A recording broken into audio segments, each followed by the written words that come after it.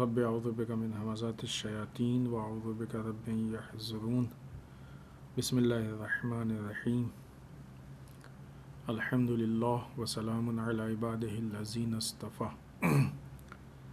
ولعنۃ الدائمۃ الباقیۃ علی اعدائہم اجمعین من الآن الی قیام یوم الدین. اما بعد، جمعے کے موقع پہ اس گفتگو میں حسب دستور سب سے پہلے تقوی الہی سے متعلق تھوڑی سی وضاحت. جیسا کہ تقوی کے معنی اور مفہوم کے بارے میں اس سے پہلے عرض ہوا کہ تقوی یعنی وہ سپر، وہ ڈھال کہ جو ہم کو اللہ کے گناہ سے بچا لے، جس کے نتیجے میں تقوی کا معنی یہ کیا جاتا ہے، مفہوم یہ بیان کیا جاتا ہے اور حقیقت سے کافی نزدیک بھی ہے کہ انسان واجبات کو انجام دے اور حرام چیز سے اپنے آپ کو محفوظ رکھے، بچا لے. یعنی اصل مفہوم یہ ہے کہ ہر وہ کام کرے کہ جو انسان کو اللہ کی ناراضگی سے بچا لے.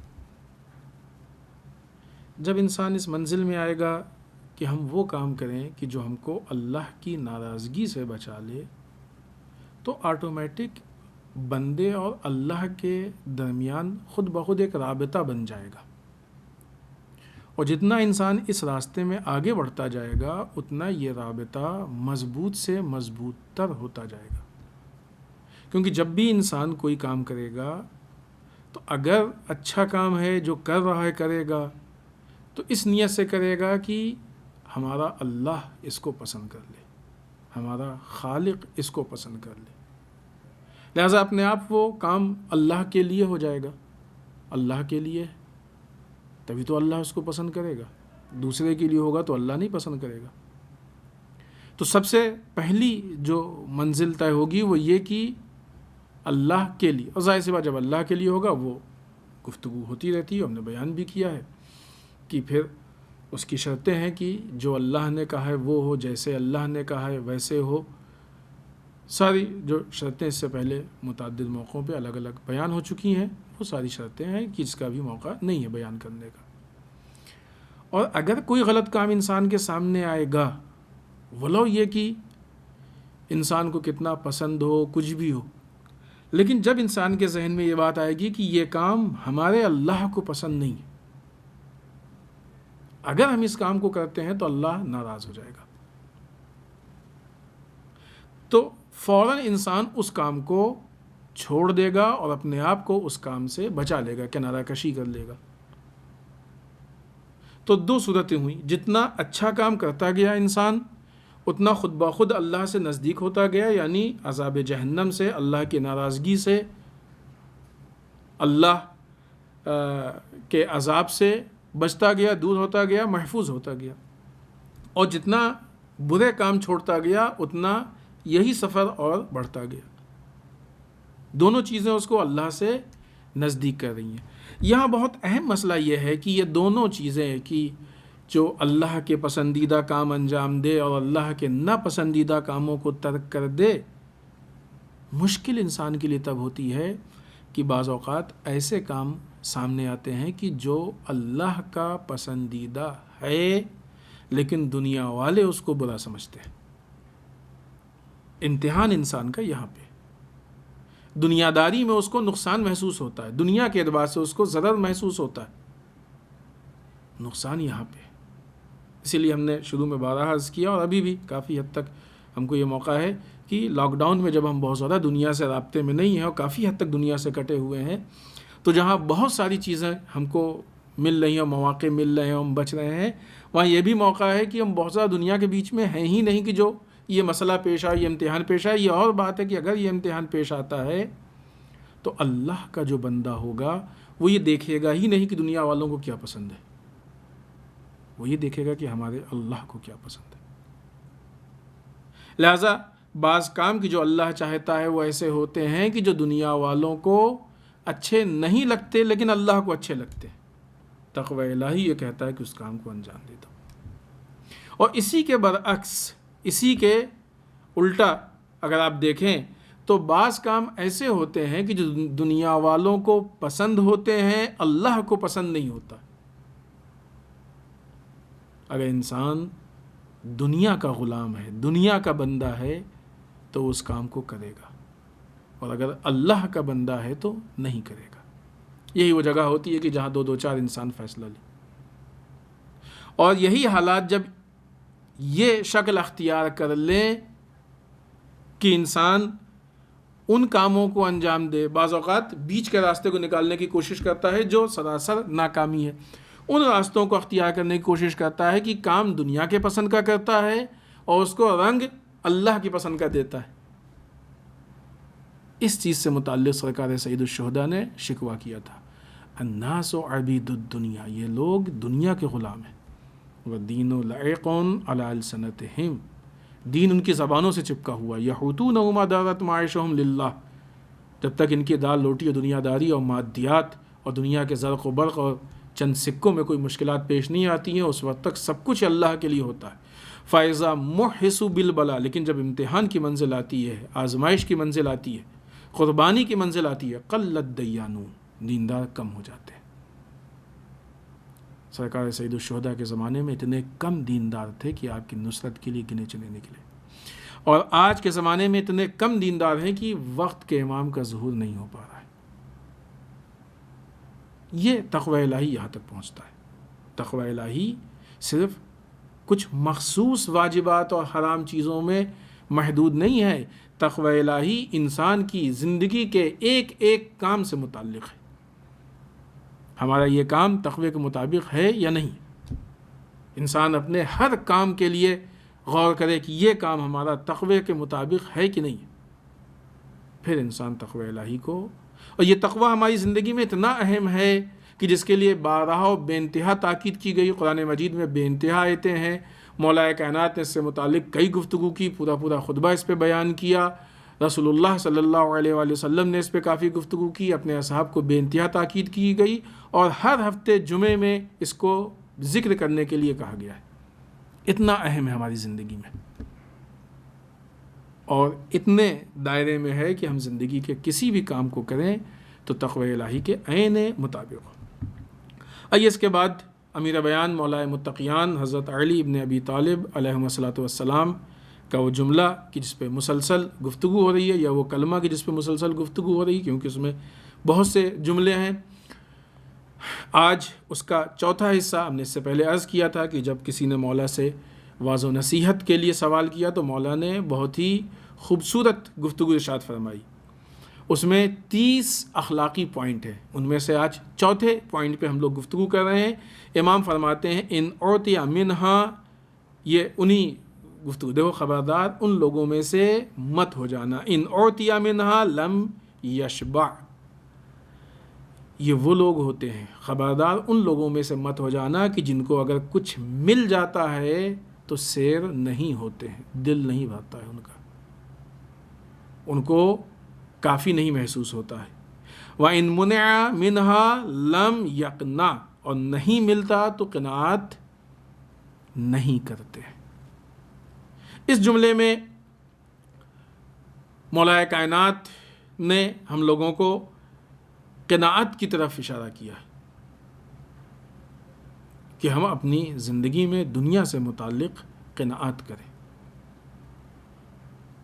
آئیے اس جملے کی تھوڑی سی وضاحت کر دیں، پھر خود لفظ قناعت کی ہم وضاحت آپ کی خدمت میں پیش کریں گے، البتہ بہت مختصر وضاحت۔ امام فرماتے ہیں کہ یہ وہ لوگ ہوتے ہیں جن میں سے نہیں ہونا ہے ہم کو کہ اگر کوئی چیز کہ اس سے یہ محروم ہو جائیں یا کوئی چیز ان کو نہیں ملتی ہے تو پھر پریشان ہو جاتے ہیں۔ لہٰذا ہونا کیسا چاہیے ہم کو کہ اگر کسی چیز سے محروم ہو جائیں، کوئی چیز نہیں ملے یا کوئی چیز کم ہو جائے نہیں ملے تو صبر کرو، کم ملے تو جتنی ملی ہے اسی پہ شکر کرو، اس لیے کہ دنیا ہمیشہ رہنے والی نہیں، چاہے انسان کے پاس نہ ہو یا کم ہو یا زیادہ ہو، سب کچھ ایک نہ ایک دن چھوٹنے والا ہے۔ کوئی بھی انسان ایسا نہیں ہے کہ جو بہت زیادہ دنیا کو جمع کر لیتا ہے اس کی زندگی لمبی ہو جاتی ہے، وہ 500 سال جیتا ہے، 1000 سال جیتا ہے، کیوں؟ اس لیے کہ اس نے مثلا اتنا بڑا جو ہے وہ اپنا اثاثہ اور پراپرٹی اور سرمایہ سب جو ہے اکٹھا کیا، سب کھا لے گا تب جائے گا یہاں سے، ایسا نہیں ہے۔ اور ایسا بھی نہیں ہے کہ جو انسان مال دنیا جمع نہیں کرتا تو فوراً مر جاتا ہے، خوب اس کے اپنے علل و اسباب ہیں، زندگی موت کے وہ ایک الگ تفصیلی گفتگو ہے۔ تو انسان ہر حال میں اس دنیا سے جاتا ہے اور چھوڑ کے جاتا ہے۔ آج وہ لوگ کہ جو دنیا کے پیچھے بھاگ رہے ہیں اور ریکارڈ ہے، ایک مسابقہ ہو رہا ہے کہ کس کے پاس کتنی دولت و سرمایہ ہے اور کتنی دنیا ہے، تو جن لوگوں نے ایسا کیا ہے وہ بھی نہیں بچے ہیں، جو کر رہے ہیں وہ بھی نہیں بچیں گے، اور اگر خدا نخواستہ آنے والے وقت میں جو لوگ کریں گے وہ بھی نہیں بچیں گے، جن کا نام آتا ہے کہ دنیا کے مالداروں میں فلاں نمبر پہ فلاں نمبر، وہ بھی نہیں بچیں گے۔ جو چاہتے ہیں کہ دنیا ان کے اشارے پہ چلے وہ بھی نہیں بچیں گے، کیونکہ دنیا کسی کے لیے بھی باقی رہنے کی جگہ نہیں ہے۔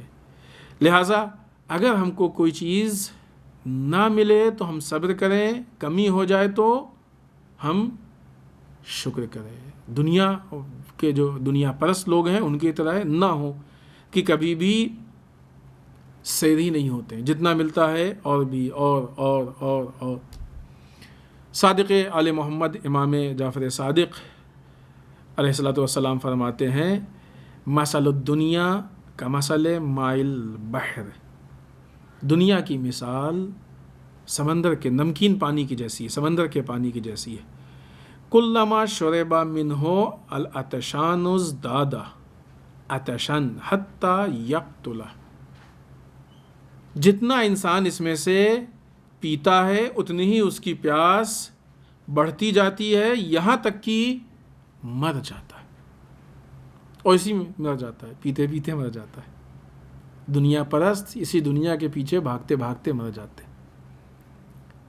شروع میں انسان اپنے آرام اور آسائش کو قربان کرتا ہے کہ آرام و آسائش کے لیے کچھ چیزوں کو لے لے، اور جب وہ چیزیں مل جاتی ہیں اور اگر اس کے اندر شعور پیدا نہیں ہوتا تو اسی کے پیچھے پھر اتنا انسان بھاگتا ہے کہ باوجود اس کے کہ آرام و آسائش کے وسائل ہوتے ہیں، البتہ ظاہری آرام و آسائش ہے، جسم کا آرام و آسائش واقعی نہیں ہے، وہ آرام و آسائش کے وسائل ہوتے ہیں لیکن انسان آرام و آسائش کو حاصل نہیں کر پاتا ہے، اس کو سکون نہیں ملتا، اتنا بھاگتا ہے، دنیا اس کو اتنا بھگاتی ہے، اتنا دوڑاتی ہے، دنیا اس کو اتنا چکر لگواتی ہے۔ قناعت کہتے ہیں کہ انسان کو جتنا مل جائے اس پہ شکر، ایک مفہوم قناعت کا البتہ، کہ جتنا انسان کو مل جائے اتنے پہ شکر کرے، بہت زیادہ کے پیچھے نہ بھاگے۔ اسلام نے مال دنیا کے لیے کہا کہ قناعت کرو، اور دین کے لیے کہا کہ جتنا زیادہ سے زیادہ ہو سکے دین پہ عمل کرو۔ آج ہمارے معاشرے کا البتہ عام، لیکن یقیناً وہ لوگ کی جو دیندار ہیں وہ ایسے نہیں ہیں، جو دین کو اپنی زندگی کا جز بنائے، حصہ بنائے، وہ ایسے نہیں ہیں۔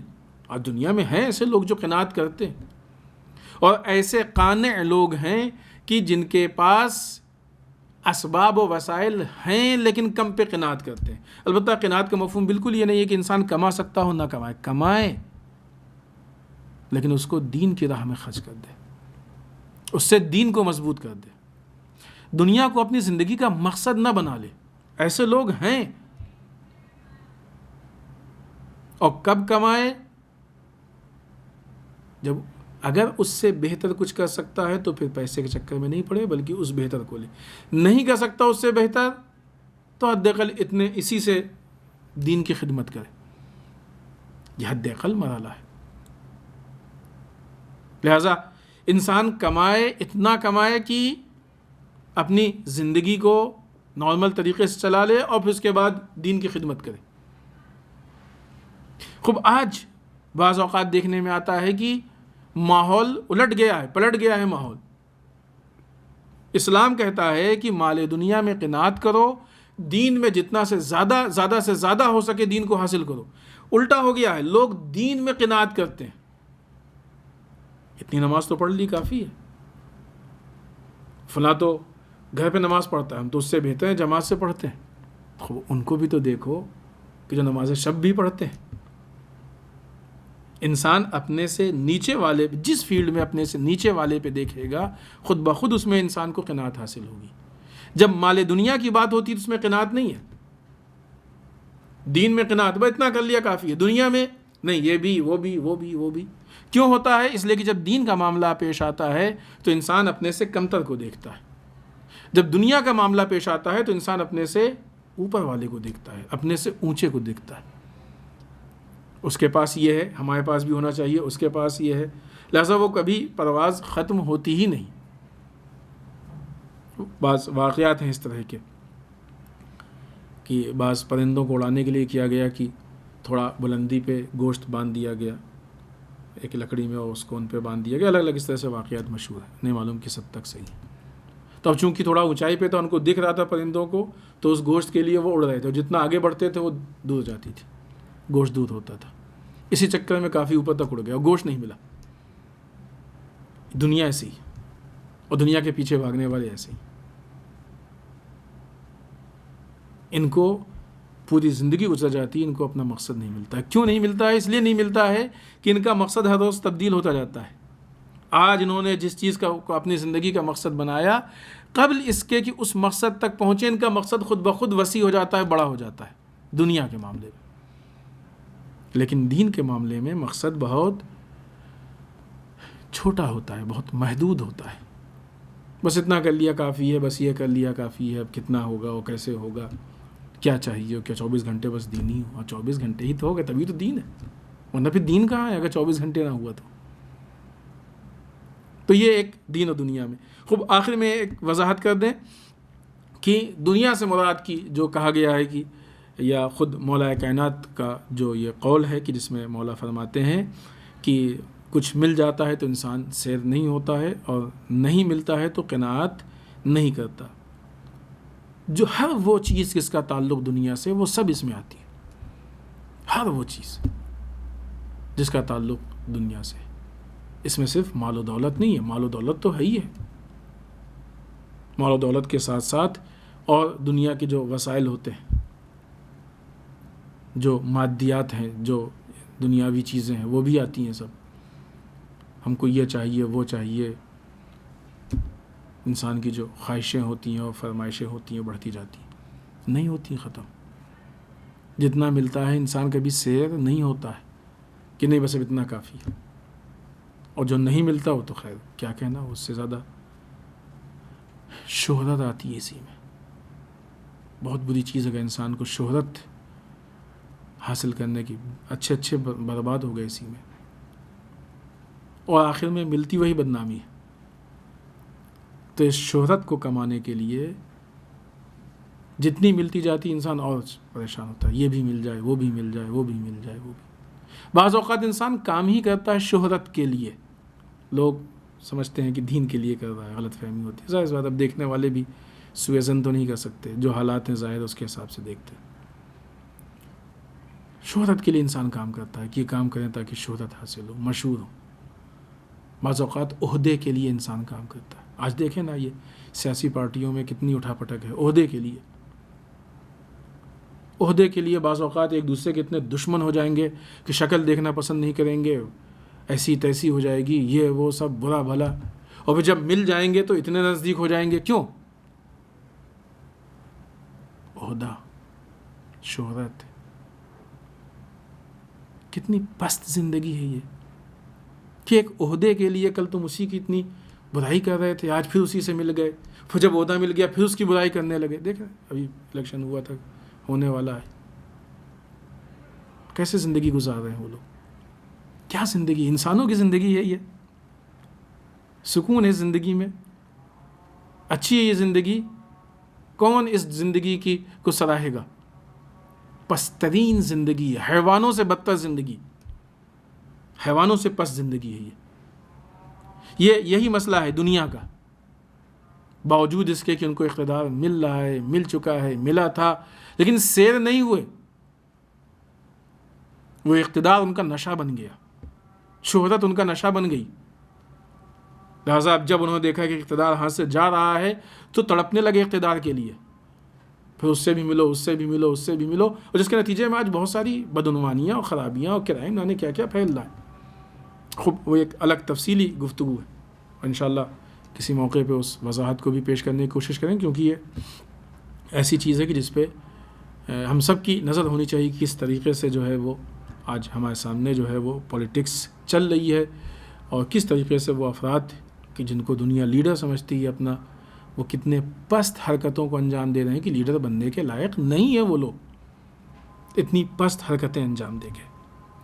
لہٰذا مولا کے اس قول پہ جو گفتگو ہے اس کو ختم کرتے ہیں، اور ایک مرتبہ پھر ترجمہ پڑھ کے ایک خلاصہ اس کا ذہن میں رکھیں ہم لوگ کہ خبردار ان لوگوں میں سے مت ہو جانا کہ جو کچھ مل جائے تو سیر نہ ہو، جو مل جائے اس پہ سیر ہو جائے، اللہ کا شکر ادا کرے، اور اگر کچھ نہیں ملے تو انسان اس پہ قناعت کر لے، اور ہر حال میں اللہ کا شکر کرے، نہیں تو حد اقل صبر کرے انسان، اور اپنے امور کو بسم اللہ الرحمن الرحیم افوض امری اللہ ان اللہ بصیر بالعباد، اپنے امور کو اللہ کے حوالے کر دے. اللہ مسبب الاسباب ہے، مدبر ہے، بہترین تدبیر کرنے والا ہے، بہترین اسباب کا مہیا کرنے والا ہے. جو وہ ہمارے لیے طے کرے گا وہ اس سے کہیں بہتر ہوتا ہے جو ہم خود اپنے لیے طے کرتے ہیں. لہٰذا ٹھیک ہے، جو ہم کو چاہیے اس کے لیے اگر جائز ہے اور حلال ہے اور صحیح ہے سب کچھ تو ہم حتی الامکان کوشش کریں، اور باقی اگر نہیں ملتا تو اللہ کے حوالے چھوڑ دیں. یقیناً اس کے پیچھے اللہ کی کوئی مصلحت ہے. اور اس کے بعد اس ہفتے کے مناسبات میں سب سے پہلے، اور اس ہفتے کی مذہبی مناسبت، آنے والی 29 ذی قعدہ امام محمد تقی الجواد علیہ الصلوۃ والسلام کے شہادت کی تاریخ. ہم سب کے نویں امام ہیں. آپ کا نام محمد، کنیت ابو جعفر، البتہ ابو جعفر ثانی کیونکہ ابو جعفر اول امام محمد باقر علیہ السلام ہے. لقب آپ کا تقی یا جواد جو مشہور ہے.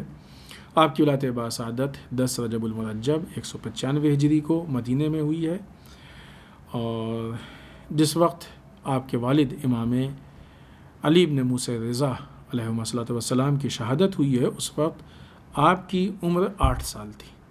جب آپ کے والد کا انتقال ہوا، ان کی شہادت ہوئی تو آپ کی عمر 8 سال تھی، اور جب خود آپ کی شہادت ہوئی ہے تو آپ کی عمر 25 سال تھی. 8 سال کی عمر میں منصب امامت پہ فائز ہوئے، 25 سال کی عمر میں جام شہادت کو نوش کیا. کاظمین میں دفن ہے آپ، جو کہ بہرحال اس وقت بغداد کے قبرستان میں شمار کیا جاتا تھا. بنی عباس کے حکمران میں سے مامون اور معتصم آپ کے زمانے میں تھے، جنہوں نے نہایت ظلم کیا اور بہت ہی فریب کاری اور چال بازی سے کام لیا. اور ان یعنی بنی عباس کے خلفاء نے آپ کو بھی زیر نظر اپنی نگاہوں کے سامنے رکھا ہے، اسی طریقے جس طریقے سے امام رضا علیہ السلام کو رکھا گیا تھا. امام محمد تقی علیہ السلام کے سوانح حیات میں اور آپ کی زندگی میں مناظرے، مامون نے آپ سے کافی مناظرے کرائے، البتہ اس کے پیچھے سازش تھی. انشاءاللہ موقع ہوا تو ہم اس کے البتہ بعض اس کے پوائنٹس بیان ہوئے اس سے پہلے، اور باقی انشاءاللہ ہم کسی موقع پہ بیان کریں گے. سازش تھی. مامون دیندار تھا نہیں، لیکن اپنے کو دیندار شو کرتا تھا.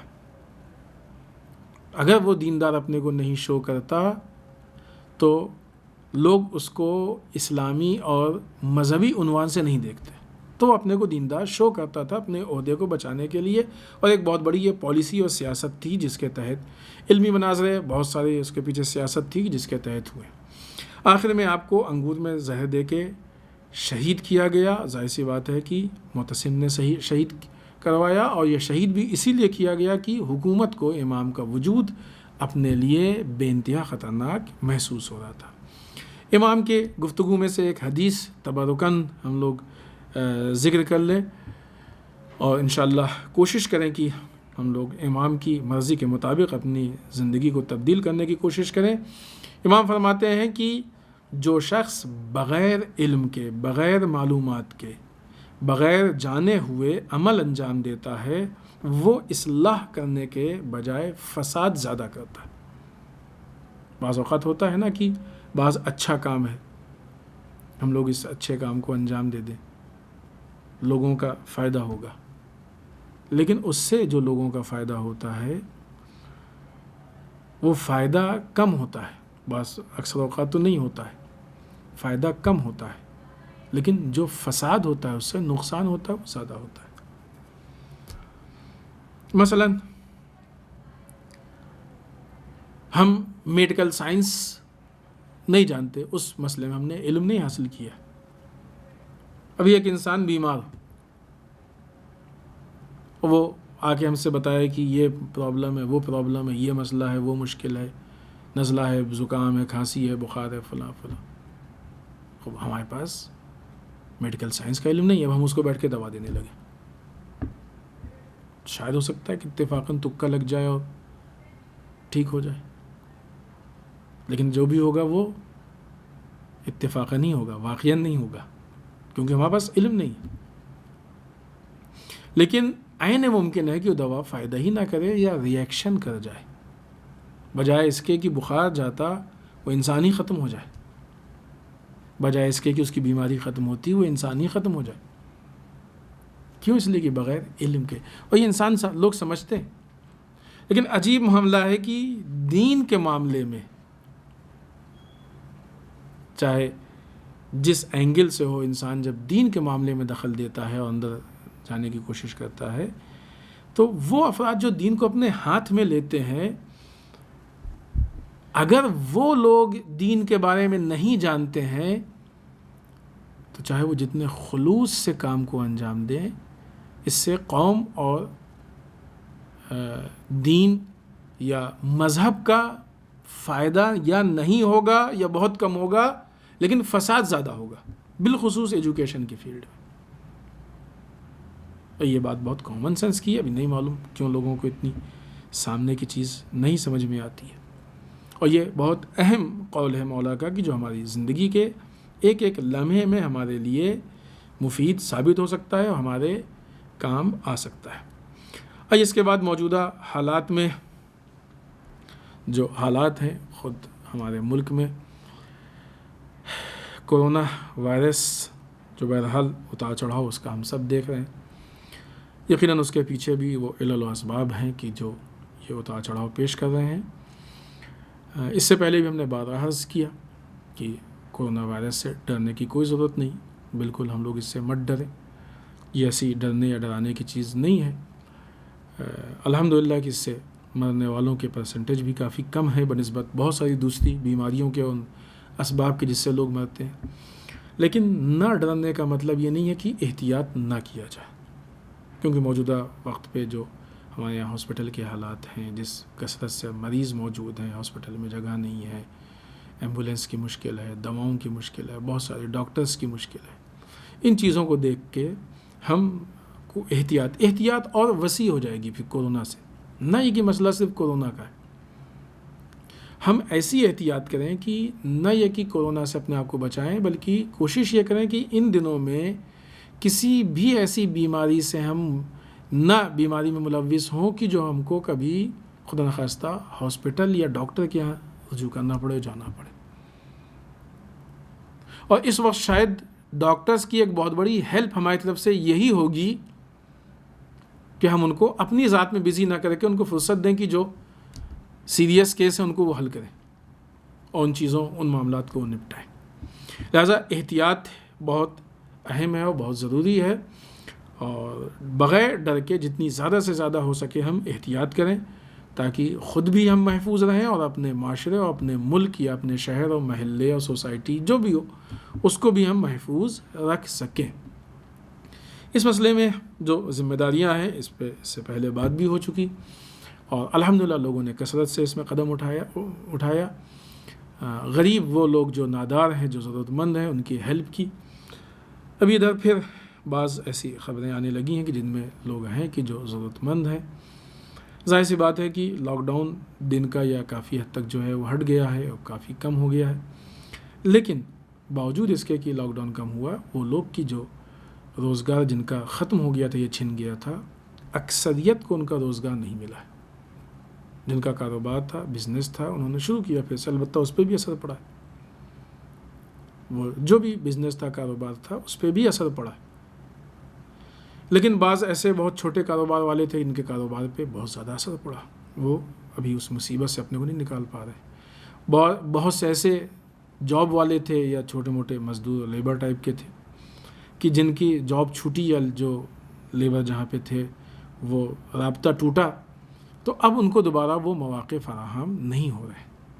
لہذا ظاہر سی بات ہے کہ یہ ذمہ داری ہوتی ہے کہ انسان دیکھے اور واقعی حقیقی کیس ہو تبھی اس میں آگے بڑھے، اور اگر فراڈ ہے، دھوکہ ہے، کیونکہ بہرحال وہ بھی مشکل ہے، ایک ہوتا ہے، اس کا مطلب یہ نہیں کہ ہم اپنی ذمہ داری کو بھلا دیں، اپنے کام کو نہ انجام دیں، یا ایسا نہیں ہے کہ کسی مستحق کو نہ دیں، یا ایسا نہیں ہے کہ ہم بد اخلاقی پہ آ جائیں یا بدتمیزی، اس طرح کی چیزوں سے ہم پرہیز کریں اور تحقیق کریں ذمہ داری کے ساتھ، لیکن جو ضرورت مند لوگ ہیں ان کی ہیلپ کرنے کی ہم لوگ پوری کوشش کریں۔ ہیلپ بہت سی طرح کی ہے، بہت سی طرح کی ہیلپ ہیں، ان میں سے سب سے بیسک ہیلپ جو ہے وہ راشن کی ہے، کہ ان لوگوں کو جو بھی ہیں ان کے کھانے پینے کی جو مشکلات ہیں، ان مشکلات کو ہم لوگ حل کرنے کی کوشش کریں، کہ جو بھی ان کو راشن وغیرہ اور بیسک جو البتہ بیسک ضروریات میں صرف راشن نہیں ہے، راشن کے علاوہ بھی بہت ساری ضروریات ہیں، مثلاً ظاہر سی بات ہے کہ گیس ہے اور ٹریولنگ ہے، بہت ساری چیزیں۔ لیکن اس کے بعد ایک جو بہت اہم ضرورت ہے وہ ہے ایجوکیشن۔ لاک ڈاؤن کی وجہ سے جو بہت زیادہ اثر پڑ رہا ہے وہ بچوں کے ایجوکیشن پہ اثر پڑ رہا ہے۔ جب لوگوں کی انکم کم ہو رہی ہے یا خدا نخواستہ ختم ہو رہی ہے، اور کتنی ایسی فیملیز ہیں کہ جو خدا نخواستہ بھوکمری کی نوبت پہ ہیں یا اس سے نزدیک ہے، ایسی صورت میں ہم ان سے کیسے امید رکھ سکتے ہیں، توقع رکھ سکتے ہیں کہ وہ اپنے بچوں کی فیس پے کر کے ان کو اسکول میں پڑھائیں؟ بہت سے ایسے لوگ ہیں جو فیس نہیں دے پا رہے، یا ان کے اندر دینے کی سکت نہیں ہے، صلاحیت نہیں ہے۔ بہت سیدھا سا ایک راستہ ہے اس میں کہ وہ اپنے بچوں کا یہ ایک سال ڈراپ کروا لیں، اور پھر کہنے کے لیے بہت اچھا ہے کہ کہاں پڑھائی ہو رہی ہے اور آن لائن کتنا ہوتا ہے، کیا ہوتا ہے، یہ سب نہیں، جو بھی ہوتا ہے بچہ رابطے میں، دن میں 2 گھنٹے بھی اگر پڑھ رہا ہے تو رابطے میں، سلسلہ نہیں ٹوٹ رہا۔ لیکن اگر خدا نخواستہ 1 سال آپ نے اس کو بٹھا دیا تو جو اس کی زندگی کا 1 سال کا نقصان ہوگا وہ تو اپنی جگہ ہوگا، لیکن سلسلہ ٹوٹنے سے جو رابطہ اس کا جو ٹوٹ گیا اور چھوٹ گیا، تو وہ سب سلسلہ اب دوبارہ اس کو پھر ایجوکیشن کی طرف لانا، خود آنا مشکل ہے، آنے کے بعد پرانی چیزیں جو بھول چکا ہے ان کو دوبارہ ریکور کرنا یہ مشکل، بہت سارے مسئلے۔ خدا نخواستہ اگر اس میں ہم بچوں کا 1 سال ڈراپ کراتے ہیں تو چھوڑنے والوں میں شاید خدا نخواستہ اللہ نہ کرے ایسا نہ ہو کہ بہت سے ایسے ہوں گے جو دوبارہ آ ہی نہ ایجوکیشن کی طرف، جو ہمارا معاشرے کا یا قوم کا بہت بڑا نقصان ہوگا۔ تسلسل ٹوٹنے کے بعد من اچٹ جاتا ہے، تو سال کا نقصان، پڑھے ہوئے کا نقصان، بہت سارے نقصانات ہیں اس میں۔ لہٰذا یہ راہ حل کہیں سے نہیں ہے کہ ان کا 1 سال چھڑوا دیا جائے، جو بھی جس حد تک بھی ایجوکیشن ہے وہ ہونا چاہیے۔ اب اگر یہ راہ حل نہیں ہے تو اب یہی راہ حل ہے کہ جہاں ہم دوسری بہت ساری چیزوں میں ان ضرورت مندوں کی ہیلپ کر رہے ہیں وہیں البتہ پھر ہم اس بات کو عرض کریں گے کہ یہ چیزیں اگر بہت ہی منظم طریقے سے ہوں، سینٹرلائز ہو کے کی جائیں تو زیادہ مفید ثابت ہوں گی۔ ظاہر سی بات ہے جب کوئی کام کریں گے تو اس میں مسائل و مشکلات پیدا ہوتے ہیں، بعض اوقات بعض لوگ جو خوددار قسم کے ہوتے ہیں وہ کسی سے نہیں مانگتے ہیں اپنی آبرو و عزت کو بچانے کے لیے، اور جو مانگنے والے ہوتے ہیں وہ کئی سے مانگ لیتے ہیں، تو انسان کا جتنی ضرورت ہے لوگوں کو اس سے زیادہ پیسہ خرچ ہو جاتا ہے، لیکن اس سے بھی جو ضرورت مند ہے سب تک نہیں پہنچ پاتا ہے۔ کیوں؟ اس لیے کہ بعض لوگوں نے زیادہ، وہ ایک الگ مسئلہ ہے جس کو ہمیں حل کرنا چاہیے، اور وہ ہماری ذمہ داری ہے اپنی کہ اس کو حل کرے. لہٰذا یہ ایجوکیشن کا جو معاملہ ہے، ہم لوگ وہ اسٹوڈنٹس، وہ طالب علم کہ جو فیس دینے میں ان کو مشکل پیش آ رہی ہے، ان کی ہیلپ کے لیے بھی ہم لوگ سوچیں، چاہے جس اعتبار سے ہو، فیس کے اعتبار سے ہو یا اسکول میں جا کے فیس معاف کرا کے ہو، جو بھی ہو، جس اعتبار سے بھی ہو، لیکن جیسے بھی ہو یہ ایجوکیشن رکنے نہ پائے. اگلا پوائنٹ اس مسئلے میں یہ ہے کہ بہت سارے اسکول ایسے ہیں، ظاہر سے جب پیرنٹس کے پاس پیسہ نہیں ہے، والدین کے پاس پیسہ نہیں ہے، اور بغیر پیسے کے، بغیر فیس کے اسکول پڑھانے کو تیار نہیں ہے، اس لیے کہ اس کے بھی اپنے حالات ہیں. ٹھیک ہے، وہ اسکول، وہ بڑے بڑے اسکول جن کے پاس سرمایہ ہے اور مینیج کر سکتے ہیں، ان سے ہے ریکویسٹ ہے ہماری کہ مینیج کریں، اس سال ایک سال بغیر فیس کے یا کم فیس میں پڑھا لیں گے تو کوئی مشکل نہیں آ جائے گی. لیکن کتنے ایسے اسکول ہیں جن کے پاس سرمایہ نہیں ہے، ان کو ہر مہینے انہی فیس سے ٹیچرز کی سیلری دینی ہوتی ہے، اسکول کے بہت سارے اخراجات پورے کرنے ہوتے ہیں. اگر یہ اسٹوڈنٹس فیس نہیں دیں گے تو نہ ایک ان کی پڑھائی چھوٹے گی، اس کا اگلا اثر یہ پڑ سکتا ہے کہ وہ اسکول ہی بند ہو جائیں. یہ الگ نقصان ہے، یہ سرمایہ کا نقصان ہے. لہذا ہم قومی اعتبار سے دیکھیں کہ جو اسکول، اور ابھی جیسا کہ بعض اوقات سننے میں آتا ہے کہ کئی ایسے اسکول ہیں کہ جو دیکھنے میں ہم کو بہت ہی مضبوط اور اچھے لگتے ہیں، تھوڑا ہم ان کو جاننے کی کوشش کریں. تھوڑا سا بھی ان کے حالات چرمرا رہے ہیں، ڈگمگا رہی حالت، حالانکہ بھی بہت زیادہ وقت نہیں گزرا ہے ابھی سے ان کی حالت. کیونکہ ظاہر سی بات، جب اتنی بڑے مقدار میں جو فیس آتی تھی اگر وہ رک جائے گی تو مشکل پیدا ہو جائے گی، مسائل پیدا ہو جائیں گے ان کے لیے. لہٰذا جہاں پہ لڑکوں کی ایجوکیشن کی فکر ہونی چاہیے، اسی کے ساتھ ساتھ ان اسکولوں کے وجود کو باقی رکھنے کی فکر ہونی چاہیے. لہٰذا وہ افراد کی جن کو اللہ نے ایسی دولت سے نوازا ہے، یہ بہترین موقع ہے شکران نعمت کا کہ وہ اللہ کی راہ میں، اور ظاہر سی بات یہ سارے مخارج اللہ کی راہ میں ہے، وہ صرف یہ ارادہ کریں کہ ہم جو کچھ کر رہے ہیں صرف اللہ کے لیے کر رہے ہیں، اللہ کی راہ میں ہے. اللہ ان کو اس کا اجر بھی دے گا، برکت بھی دے گا. قرآن میں وعدہ بھی کیا اللہ نے کہ ہم مثلا اتنا بڑھا کے دیں گے، اتنا بڑھا کے دیں گے، اتنے گنا دیں گے یا اس سے زیادہ دیں گے. بہت سی ایسی آیتیں. وہ ان چیزوں پہ توجہ کریں تاکہ ہمارا سرمایہ ختم ہونے سے محفوظ رہے. اس کے بعد ایک آدھ دو چیزیں جو بہت جلدی سمجھ کر دیں، وقت بہت زیادہ نہیں بچا ہے.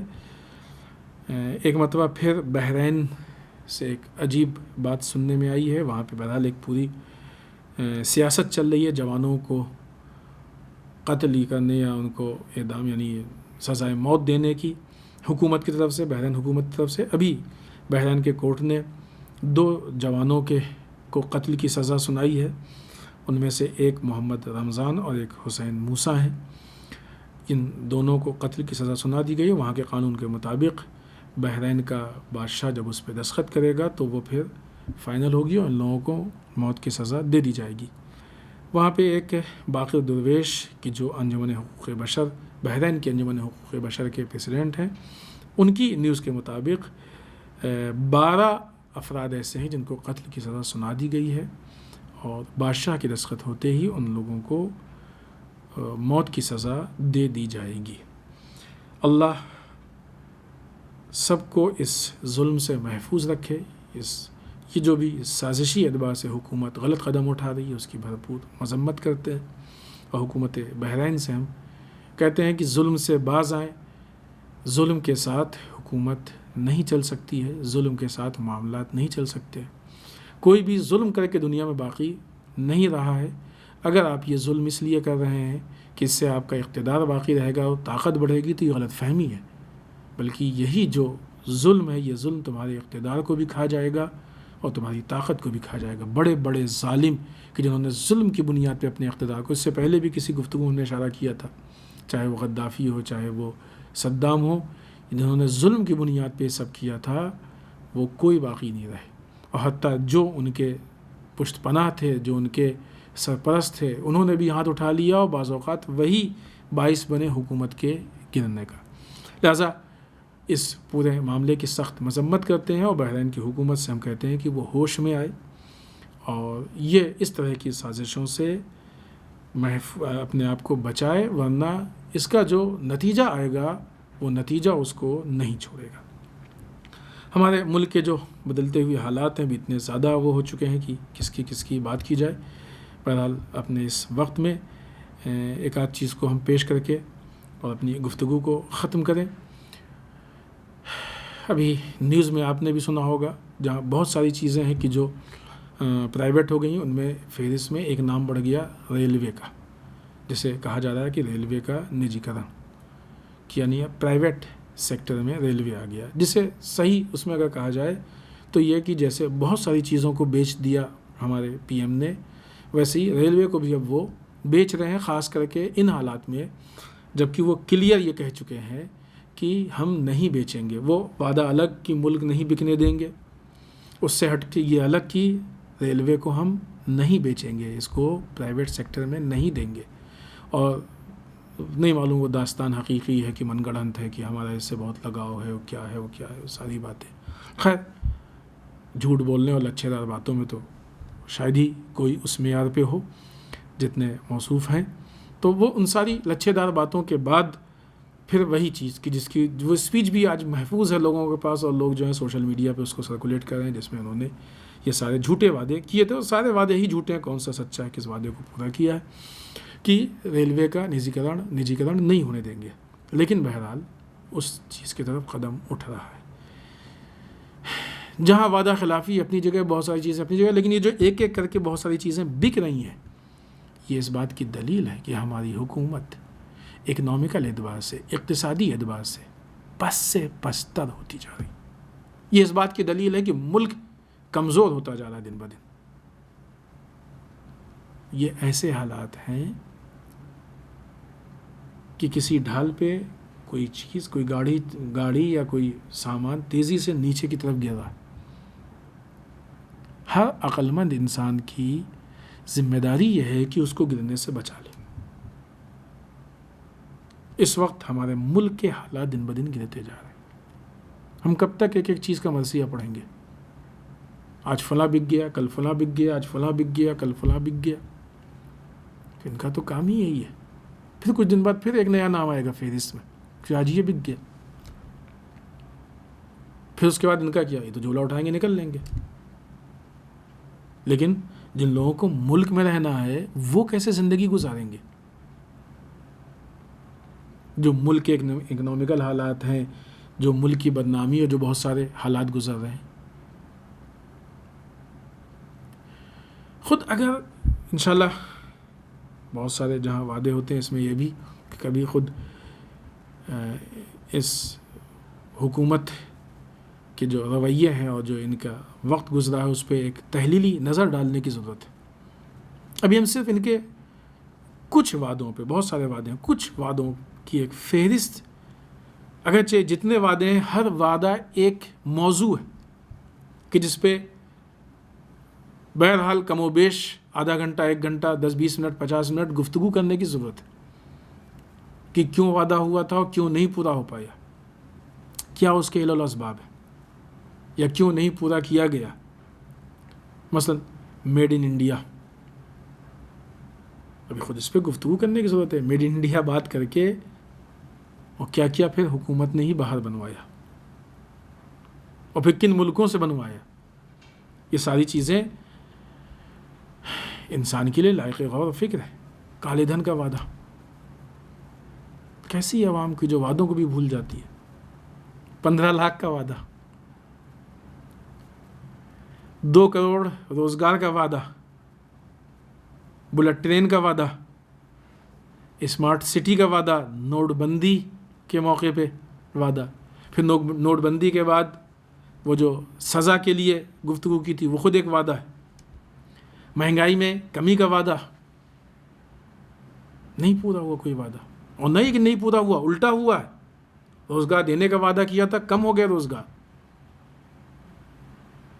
پیسے دینے کا وعدہ کیا تھا اور لوگوں کے اکاؤنٹ سے پیسے نہ آنے، یا مہنگائی یا دوسرے اس سے جو ہے وہ ختم ہو رہے ہیں بہت سے۔ مہنگائی میں کمی کا وعدہ کیا تھا، مہنگائی بڑھتی جا رہی تھی. تیل کے سستا ہونے کا وعدہ کیا تھا، گیس کے سستا ہونے کا وعدہ کیا تھا، مہنگا ہوتا جا رہا ہے. بھرشٹاچار میں کمی ہونے کا وعدہ کیا تھا، بھرشٹاچار بڑھتا جا رہا ہے. حالات بد سے بدتر ہوتے جا رہے ہیں. قانون ویوستھا کا وعدہ وہ اور بدتر ہو گیا. عورتوں کی حفاظت کا وعدہ، عورتیں اور زیادہ اپنے آپ کو غیر محفوظ محسوس کر رہی ہیں. گنگا کی صفائی کا وعدہ، ہندوستان کی صفائی، سوچھ بھارت کا وعدہ، ایکسٹرنل پالیسی میں 1 کے بدلے 10 سر کا وعدہ. ابھی چائنا کے مسئلے میں ہمارے کچھ جوانوں نے قربانی دی ہے. 1 کے بدلے 10 کے حساب سے ہمارے پی ایم کو چاہیے کہ لا کے دکھائیں سر. خالی بیٹھے بیٹھے باتیں کرنا، اس سے حکومت نہیں چلتی ہے. کسانوں سے کتنے وعدے کیے گئے تھے. اور عجیب بات یہ کہ ان ساری وعدہ خلافیوں کے بعد بھی بے حیاؤں کی طرح سے یہ پارٹی والے ووٹ بھی مانگتے ہیں اور سرکار بنانے کا خواب بھی دیکھتے ہیں. اور اس سے بدتر حالات اور اس سے زیادہ تعجب ان لوگوں کے ہیں، ان پہ ہوتا ہے تعجب کہ جو ان سب کے بعد بھی ووٹ دیتے ہیں. کیسے اور کس اعتبار سے انسان ان ساری چیزوں کو بھول سکتا ہے؟ یہ تو کچھ ہے، اس کے علاوہ بہت ساری چیزیں ہیں کہ جو کہی گئی ہیں. بہت سارے جھوٹے وعدے ہیں، بہت سارے جھوٹ بولے گئے ہیں، بہت سارے نانے کتنے فریب، بہت ساری چیزیں. لہٰذا حکومت اور سیاست کے معاملے میں ہمیں چاہیے کہ ہم ہوش و حواس کے ساتھ قدم اٹھائیں اور دیکھیں. ہمارے اندر یہ شعور ہونا چاہیے کہ ہمارا ملک دن بدن نقصان کی طرف بڑھ رہا ہے. بہت ساری چیزیں ہیں کہ جو عوام سے وعدہ کی گئی تھیں اور عوام کو نہیں ملی. عوام بھول بھی گئی، بھول جائے مسئلہ نہیں ہے، وہ عوام کو جو ذاتی فائدہ تھا.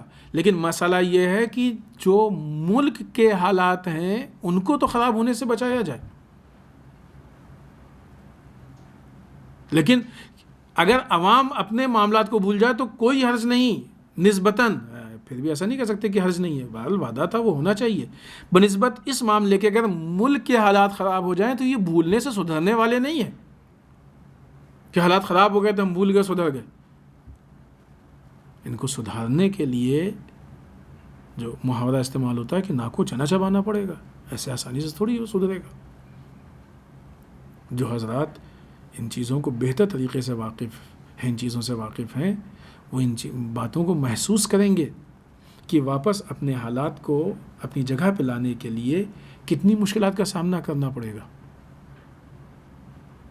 لہٰذا ہم لوگ اپنے شعور کو بیدار کریں اور اپنے ملک کو اتنی ساری بربادی اور خرابیوں سے محفوظ رکھیں. یہی ملک کی محبت یا دیش بھکتی کی دلیل ہوگی. والسلام علیکم ورحمۃ اللہ وبرکاتہ.